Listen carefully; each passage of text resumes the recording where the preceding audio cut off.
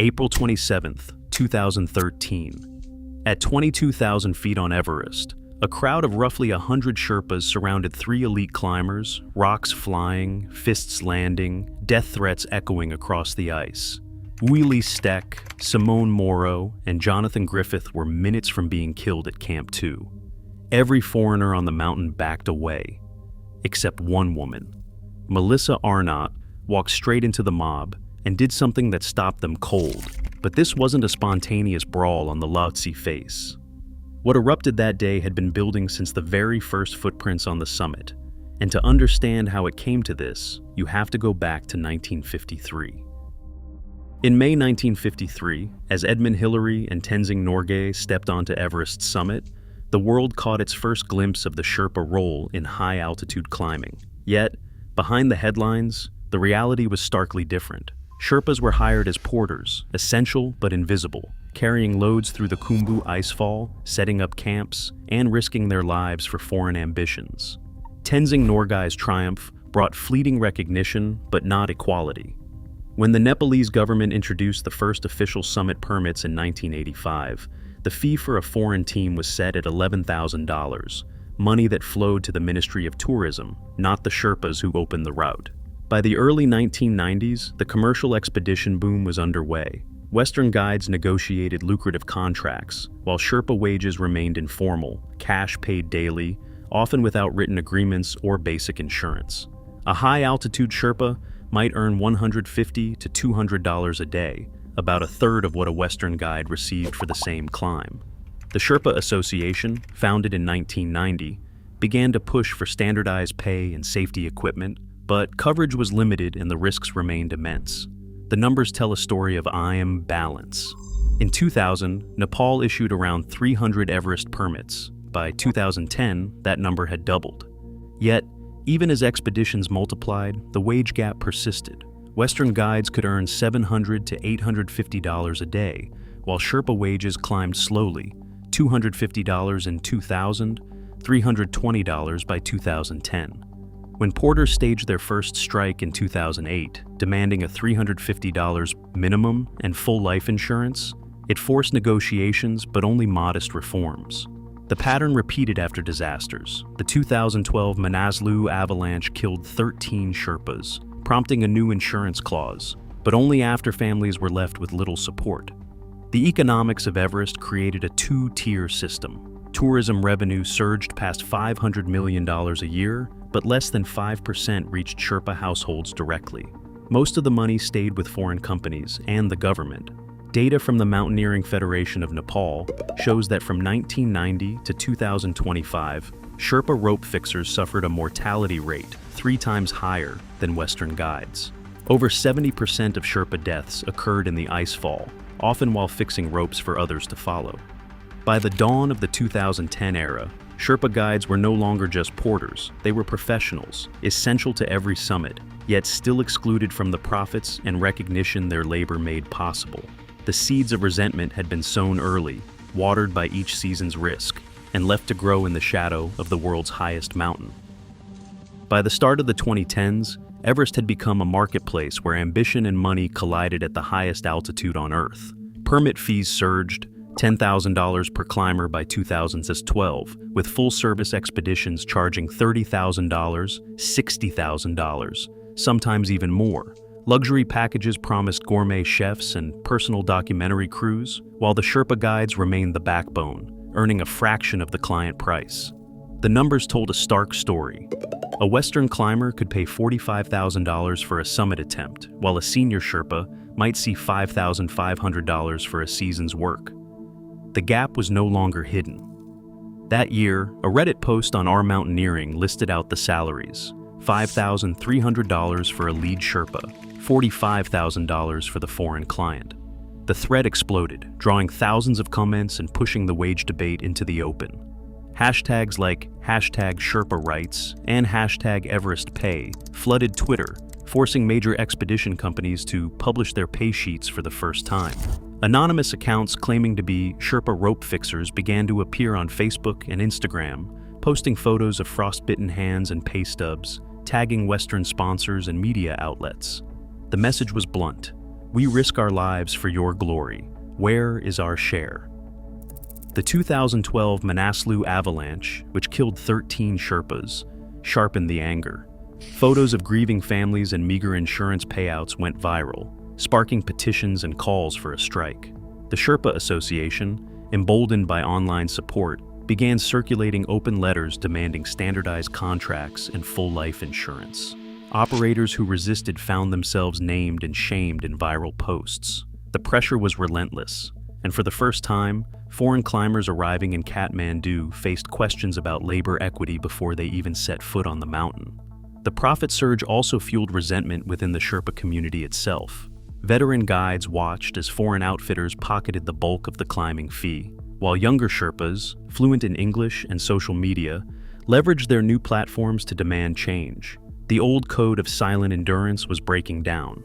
In the spring of 2013, as the season opened, the mountain buzzed with rumors of a coordinated work stoppage if insurance and pay demands were not met. The stage was set for confrontation, not just between climbers and Sherpas, but within the very workforce that kept Everest open for business. On September 23, 2012, a slab of ice broke loose on Manaslu, Nepal's 8th highest peak. The avalanche swept through Camp 3 before dawn, burying tents and killing 13 Sherpa in seconds. Survivors clawed through snow, searching for friends and relatives. For many, the disaster was not just a tragedy, it was a breaking point. Families of the dead received little compensation. Insurance payouts, when they arrived, barely covered funeral costs. Expedition leaders offered condolences, but the system that sent Sherpa into the most dangerous zones remained unchanged. In the days after the avalanche, the Sherpa Association called an emergency meeting in Kathmandu. At the center was Pasang Lakpa, a veteran of over 30 Himalayan expeditions. He had lost 2 cousins on Manaslu. Pasang stood before the assembled guides and porters, holding a pay stub in one hand and a faded insurance form in the other. He asked why foreign clients paid tens of thousands of dollars, while Sherpa risked their lives for a fraction, and why, when disaster struck, their families faced poverty. His words traveled quickly through the valley, echoing in tea houses and base camps from Lukla to Namche Bazaar. By early October, Sherpa across the region threatened to strike. Their demands were clear: a minimum wage of $350 per day for high-altitude work, full life insurance, and written contracts for every expedition. The threat was not idle. On October 5th, rope-fixing teams on Manaslu and neighboring peaks refused to ascend until operators agreed to new terms. For the first time, the climbing season ground to a halt, not because of weather, but because the Sherpa workforce refused to move. Foreign outfitters scrambled to negotiate. Some agreed to the wage increase and signed insurance forms on the spot. Others tried to wait out the protest, but the Sherpa held firm. Pasang Lakpa coordinated updates by radio, relaying which camps had joined the walkout and which companies had met the demands. The strike lasted 4 days. When work resumed, most guides carried new contracts in their pockets. The insurance was still modest, $10,000 per death, but it was a start. The Manaslu strike sent a warning up the Khumbu Valley. Sherpa had always been essential, but now they were organized. The message was simple: without respect, recognition, and fair compensation, the mountain would remain closed. The aftershocks traveled all the way to Everest, where the next season's rope-fixing teams arrived with new expectations and a willingness to walk off the job if those expectations were not met.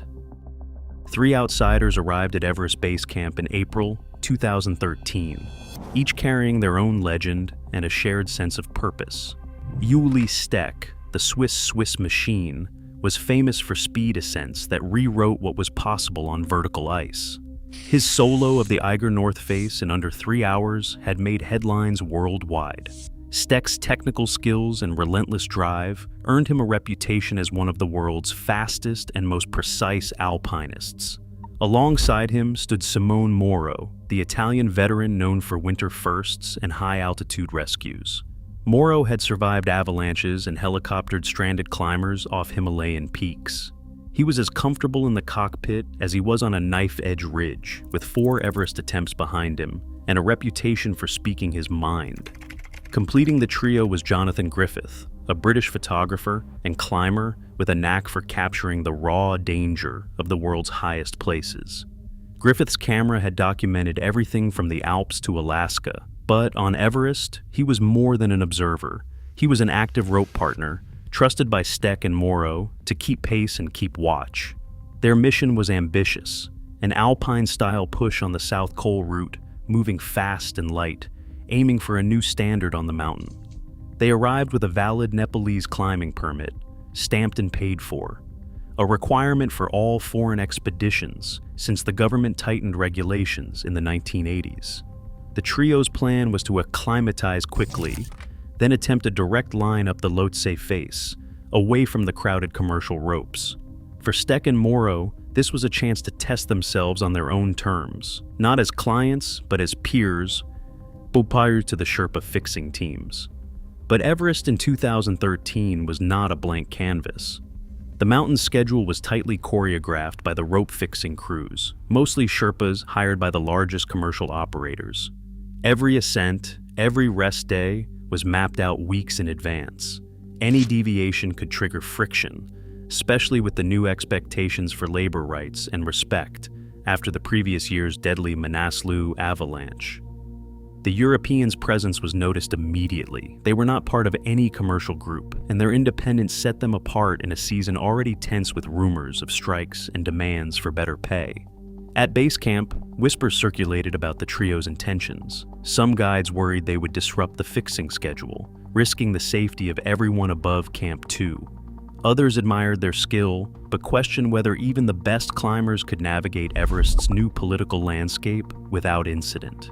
As Steck, Morrow, and Griffith prepared their gear and studied the fixing team's progress, the divide between personal ambition and collective order grew sharper.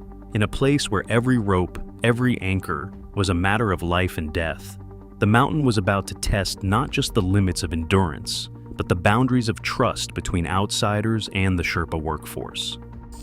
At 11:30 on the Lhotse face, the air thinned and tempers sharpened. Ueli Steck, Simone Morrow, and Jonathan Griffith moved fast, unclipping from the fixed ropes to set their own protection. It was a technical decision, standard in the Alps, but on Everest, every rope is a lifeline for dozens. Tashi Sherpa, part of the fixing crew, spotted the trio's maneuver and climbed toward them, flanked by a colleague from Adventure Himalaya. Their message was blunt: stay clipped until the next anchor is secure. Years of hierarchy and etiquette hung in the balance, now compressed into a few tense meters of blue ice. Simone Morrow later described the moment to National Geographic. The first Sherpa reached for his ice axe, and Morrow's reflex was to grab the man's arm. Ueli Steck, in his own account, insisted the Sherpas shove them off the line, one brandishing an ice tool. The rope-fixing sheet from that day records only: large group observed crossing rope, maintain spacing. But radio static from Camp 2 cut through the wind with a repeated warning: stop, stop, no climbing off fixed rope. Tashi Sherpa, interviewed years later, maintained that the warning was clear, and that the Europeans' decision to unclip wasn't just a breach of protocol, it was a direct threat to the safety of everyone above and below. He remembered the moment as a flashpoint. We said, no climbing off rope.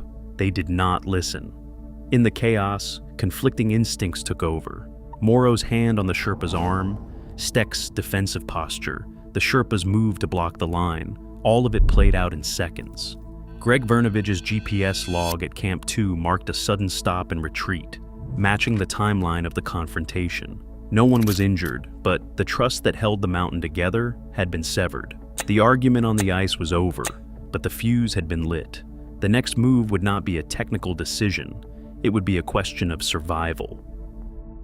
Tension crackled over the radios at Camp 2. The morning after the confrontation on the Lhotse face, Simone Morrow's voice cut through the static, demanding that rope-fixing operations halt until safety could be assured. His warning was clear: if the Sherpas continued, he would file a formal complaint with the Ministry of Tourism. The threat wasn't idle. The Nepalese permit system gave the ministry the power to revoke climbing rights, and everyone on the mountain knew it. By midday, the Sherpa team leaders gathered outside the main tent, clutching a handwritten notice. The message, posted at the entrance to each camp, spelled out the new order. No unauthorized climbing on the fixed line. Violation will lead to immediate removal of climbing permits. The language was blunt, the consequences unmistakable. Melissa Arnot, stationed at Camp 3, later confirmed that every team leader received the warning in person. The ultimatum echoed up and down the glacier, amplified by the cold, thin air. Inside the tent, voices rose. Camp manager Greg Vernovich relayed the Sherpa position over the radio. Any deviation from the rope-fixing schedule would bring collective punishment, not just for the Europeans, but for every expedition on the mountain. The written note was more than a threat.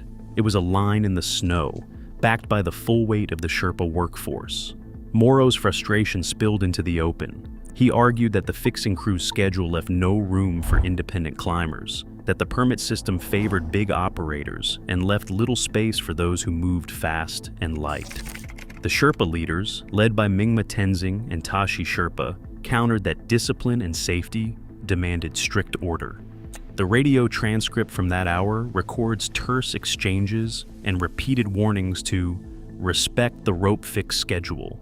As the afternoon wore on, the camps braced for confrontation. The written warning, pinned to the tent flaps and read aloud over the radio, marked a point of no return.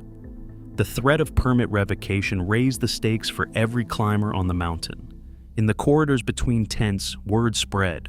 A mob was forming. The next move would not be settled by negotiation or paperwork, but by the raw force gathering outside in the thinning air.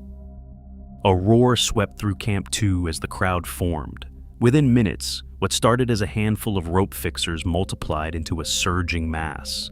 Estimates range from 70 to over 100 Sherpas, joined by porters and workers from other camps. Faces were wrapped in scarves, a sign understood on the mountain as a warning. Violence was close.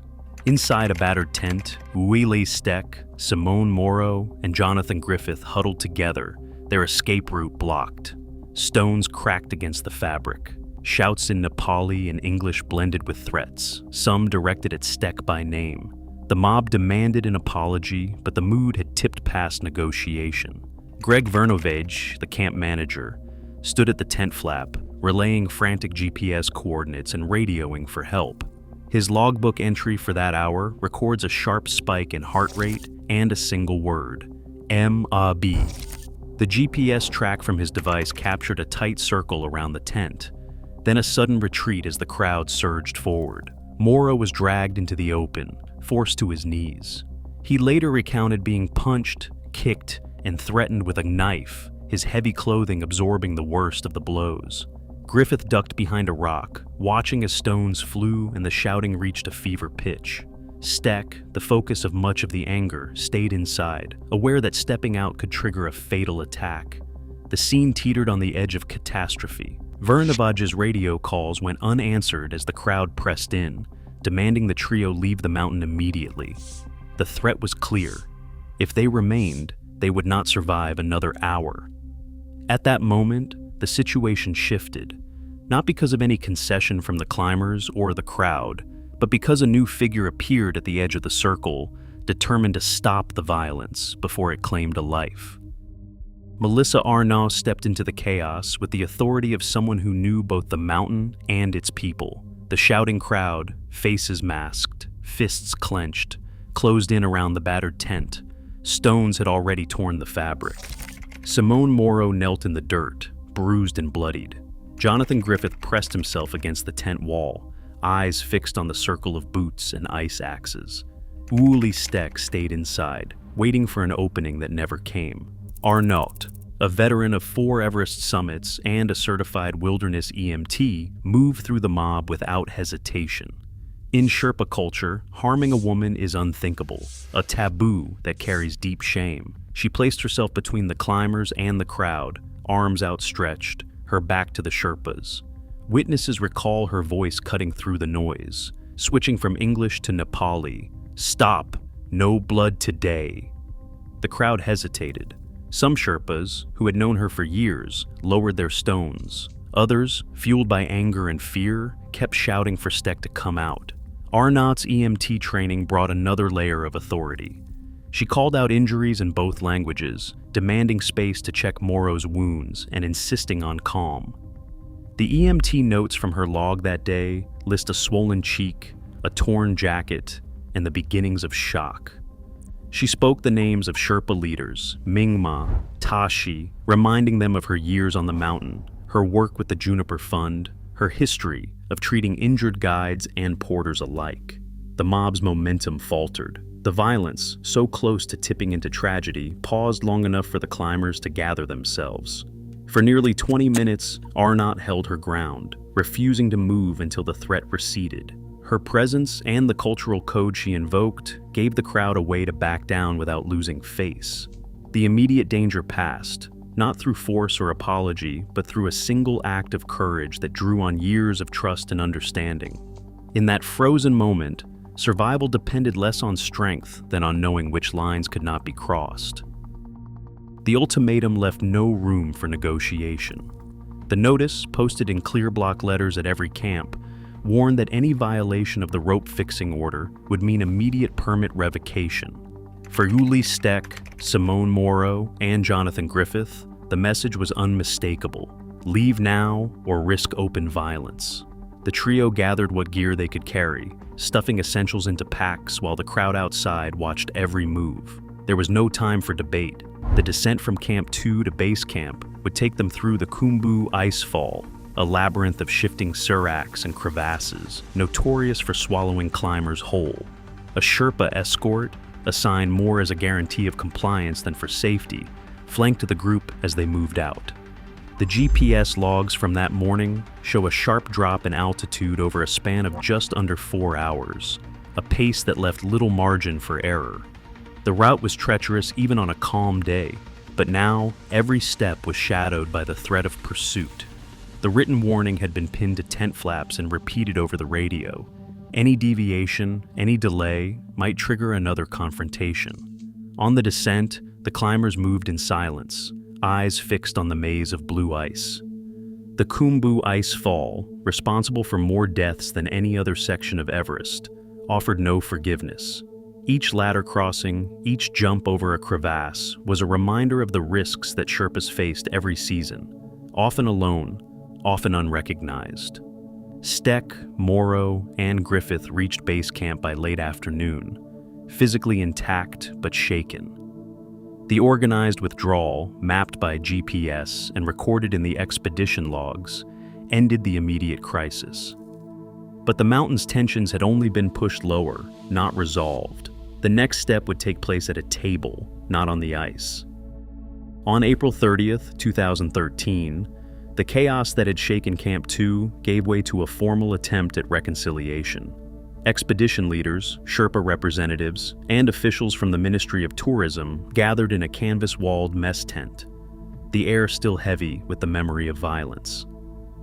The minutes from the Expedition Operators Association recorded 3 urgent agenda points: verifying the safety of the ropes, acknowledging the rights of Sherpa workers, and agreeing on clearer communication protocols. Mingma Tenzing, speaking for the rope-fixing crew, offered a rare public apology. His words, translated by a senior guide and echoed in the EOA log, acknowledged that fear and anger had driven the confrontation further than anyone intended. Steck, Griffith, and Moro, their faces still drawn from the ordeal, admitted to misunderstanding local etiquette on the fixed lines. Moro maintained that the first physical contact came from the Sherpas, while Mingma described their intervention as a necessary act to protect the team and the mountain. The peace meeting ended with a memorandum of understanding, signed by both parties. The document committed all climbers to remain clipped to the fixed line, unless directed otherwise by a Sherpa guide, and required Sherpa leaders to provide multilingual briefings before work on the ropes began. The ministry's official report, filed days later, described the brawl as a product of miscommunication and mutual distrust, but stopped short of assigning blame. On paper, the crisis was resolved. Yet, as the signatures dried, competing versions of the events lingered in every tent. The official truce created a fragile peace, but left the deeper fractures exposed for all to see. Conflicting stories erupted before the ice had even settled at Camp 2. Ueli Steck described the incident as a sudden attack, claiming the Sherpas rushed them, shoving and brandishing an ice tool. Simone Morrow, in interviews with National Geographic, insisted he grabbed a Sherpa's arm only after the man reached for his axe. Jonathan Griffith told The Guardian that the violence was years in the making, 10 or 20 years of frustration boiling over. Their accounts paint a picture of outsiders overwhelmed by a force they couldn't read or control. On the Sherpa side, Mingma Tenzing, the lead rope fixer, maintained that warnings were clear. No one should pass the fixing team. Tashi Sherpa later stated that the Europeans ignored direct radio orders, causing ice to fall and injure a crew member. He denied any intent to harm, describing the mob as a crowd drawn by confusion and fear, not a coordinated attack. Garrett Madison, leading a nearby expedition, argued the Europeans showed a lack of respect by disrupting a critical operation, heightening tensions for everyone on the mountain. Melissa Arnot, whose intervention broke the standoff, later reflected that both sides acted out of fear and misunderstanding. She described the moment as a standoff between two worlds, each convinced of its own rightness, with the truth buried somewhere in the static of radio calls and the chaos of a crowd. No audio record survives to settle who shouted first or who struck first. What remains is a tangle of testimonies, each shaped by altitude, adrenaline, and the long shadow of Everest's labor divide. On April 18, 2014, a slab of ice collapsed above the Khumbu icefall, striking the route before dawn. 16 Sherpas died within minutes, most while hauling loads for clients, some while fixing ropes for teams that hadn't yet begun their own ascent. It was the deadliest day in Everest's history up to that point. The avalanche did not discriminate, but the aftermath exposed the deep fault lines between those who climbed for glory and those who climbed for survival. In the weeks that followed, grief turned to anger. Families of the dead received a government offer of $400, less than a single season's wage. Sherpa guides walked off the mountain, demanding $15,000 in compensation per family, a permanent disaster relief fund, and a wage floor that matched the risks. For the first time, the climbing season was in jeopardy, not because of weather, but because the workforce refused to accept disposable status. Expedition companies suspended operations as negotiations dragged on. The Ministry of Tourism raised the insurance payout to $5,000, then $10,000. But the message had already traveled far beyond Everest. The mountain's business model depended on labor that was both essential and undervalued. By 2015, the minimum wage for a high-altitude Sherpa stood at $400 per day, with mandatory life insurance and a 2% disaster levy on every permit. The reforms did not erase the danger. Most deaths still occur in the icefall, and the wage gap remains, but they forced the world to confront the cost of every summit. The 2013 confrontation had been a warning. The 2014 avalanche made it impossible to ignore. 4 years after the confrontation at Camp 2, news broke that Ueli Steck had fallen to his death on Nuptse, just miles from the site of the 2013 brawl. Steck's accident in April 2017 ended the career of a climber who had defined speed and precision in the high mountains. But it also left an open question about the risks that remain for those who seek new routes, whether Sherpa or Westerner. Melissa Arnot, who had stood between Steck and the mob, wrote in her memoir that his loss was a reminder that Everest's dangers are never just human or natural, they are both intertwined. In the years following the incident, Arnot became a leading voice for reform. Through the Juniper Fund, she pushed for permanent insurance, standardized contracts, and a disaster fund for the families of Sherpas killed on the job. Her advocacy, rooted in the trust she built over 6 seasons on the mountain, helped drive new policies. By 2025, every high-altitude Sherpa was covered by full life insurance and a $400 per day wage floor. Yet, the wage gap and power imbalance persist. Expedition companies still set the terms, and the mountain's profits rarely reach the families who risk the most. The legacy of 2013 is not a neat solution, but a call to vigilance, a demand that every summit includes recognition, safety, and respect for those who make the climb possible. The story of Everest now carries the imprint of those who refused to stay silent, and the memory of those who paid the highest price. The fight on Everest shattered more than ice. It exposed a mountain built on invisible fault lines. Today, every summit bid still depends on Sherpas whose labor remains undervalued. Even as global expedition profits climb, the risk, resentment, and reliance continue unresolved. Until the world faces Everest's human cost, every season carries the potential for another eruption. The real summit lies in recognizing who keeps the mountain open. Share your thoughts on what justice on Everest should look like.